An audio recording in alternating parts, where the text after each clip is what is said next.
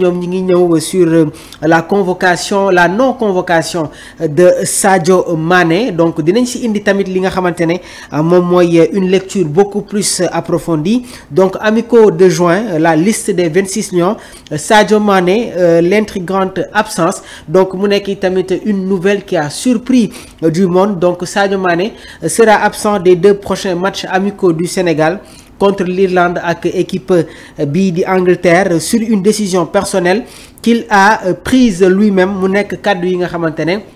moom la le sélectionneur Pape Thiaw yëkkati après la publication de sa liste donc ce dernier a déclaré respecter ce choix sans pour autant dévoiler davantage sur les raisons précises waaye tamit mi ngi évoquer simplement que c'est une décision qui appartient à Sadio Mané malgré son absence donc le sélectionneur a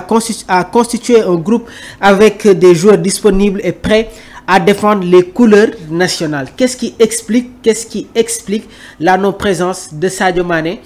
sur les matchs très importants match yi nga xamante ne Sénégal war na ko football ak équipe bi di Irlande ce sera le 6 juin suñ fa jógewee 3 jours après ñu war a dem fële ca Nottingham Forest football ak équipe bi di Angleterre. Qu'est-ce qui s'est passé? Est-ce qu'il y a des choses yi nga xamante ne am na en interne? C'est des points d'interrogation waaye nag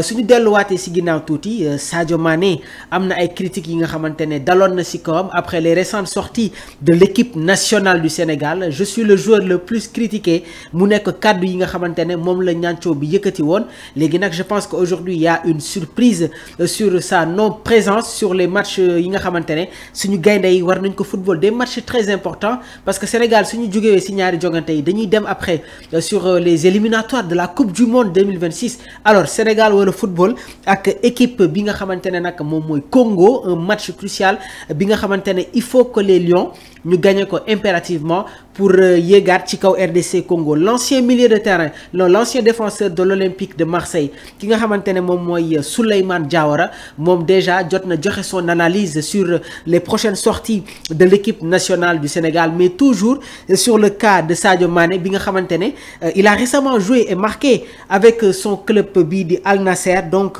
n'est donc pas blessé donc il y a pas de blessure bi nga xamante ne tey jii nii dal na ci kaw Sadio Mané n'est pas blessé donc actuellement il y a des polémiques mi nga xamante ne mi ngi commencer di soulever wu sur la tanière donc sa présence était très importante ci match yi nga xamante ne Sénégal war na ko football surtout ak Angleterre on se rappelle de la Coupe du Monde suñu gaynde yi ci 8e de finale yi Three Lions yi ñoom ñoo leen éliminé woon sur le score de 3-0 ki nga xamante ne nag moom mooy Sadio Mané bokkul woon sur cette Coupe du Monde donc loolu tamit ñu gis ne que ci bile équipe am na li nga xamante ne manqué woon na à cette sélection sénégalaise parce que lan Sadio Mané moom mooy la plaque tournante de l'équipe nationale du Sénégal Sadio Mané nekk na joueur bi nga xamante ne moom mooy cristalliser l'équipe nationale du Sénégal Sadio Mané est indispensable dans cette équipe bien vrai que nag jamono ji jël na li nga xamante ne moom mooy tuuti âge moo waraloon sur la récente si suñu récente émission bi nga xamante ne amaloon nañ ko fii ci biir Sport Life 221 j'avais fait une proposition pourquoi pas ñu jël ko football loo ko comme électron libre ça va lui permettre de ne pas trop dépenser trop d'énergie jël ki nga xamante ne nag moom mooy Iliman Ndiaye football loo ko comme excentré gauche il y a déjà une compo probable qui se dégage ci match yi nga xamante ne Sénégal war na ko football surtout ak équipe bi di Angleterre donc cette absence nag est jugée intrigante et suscite des spéculations mais aucune explication officielle plus détaillée n'a été donnée pour le moment on est en train de prendre les différentes réactions gis nañu tamit il y a des questions yi nga xamante ne jotoon nañu ko poser à Bakary Cissé mi nga xamante ne moom moo yore la communication du joueur amaguñ si une réaction beaucoup plus approfondie mais di yàgg tuuti dinañu am la réaction de Sadio Mané je pense que moom tamit war na expliquer tey ji cette déclinaison sur sélection bi nga xamante ne voilà ñi ngi ko doon xaarani sur ces matchs très importants pour les Lions de la Teranga on va pas rester là on va continuer toujours sur les échos de la tanière Pape Thiaw moom nee na je coach un collectif pas un joueur ñu bëri d'accord ñu sur la communication de Pape Thiaw je coach un effectif mais coaché wu ma li nga xamante ne moom mooy benn joueur. On va en rester là. Donc Pape Thiaw a clairement affirmé qu'il coach un collectif et non un joueur individuel. Donc concernant l'absence de Sadio Mané dans la sélection pour les matchs amicaux contre l'Irlande ak Angleterre, l'entraîneur du Sénégal jot na expliquer que c'est une décision personnelle de Sadio Mané et qu'il respecte. C'est une décision bi nga xamante ne mi ngi koy respecter. Donc et qu'il préfère composer une équipe avec les joueurs disponibles prêts à défendre le maillot de l'équipe nationale du Sénégal. C'est très important. Donc c'est très important. Il faut que tamit ñu dem dans une analyse beaucoup plus approfondie pour pouvoir décrypter message bi nga xamante ne l'entraîneur du Sénégal yëkkati na ko. Suñ fa dessiné tuuti, il met l'accent sur la force du groupe plutôt que sur une star unique. Mais attention, dans l'aspect communicationnel, ça peut être très compliqué parce qu'il peut y avoir sax benn déchirure et maa ngi leen koy expliquer nii Sénégal jongante yi nga xamante ne si la ñu jugee Sadio Mané avait eu une réaction génne woon na réaction boo xamante ne ñu bëri d'accord uñ si woon parce que dans le football professionnel un grand joueur est souvent critiqué. Léegi nag am na fenn foo xamante ne soo fa tollee dans une dimension effectivement yow en tant que professionnel da ngay jël en considération ces critiques là après nga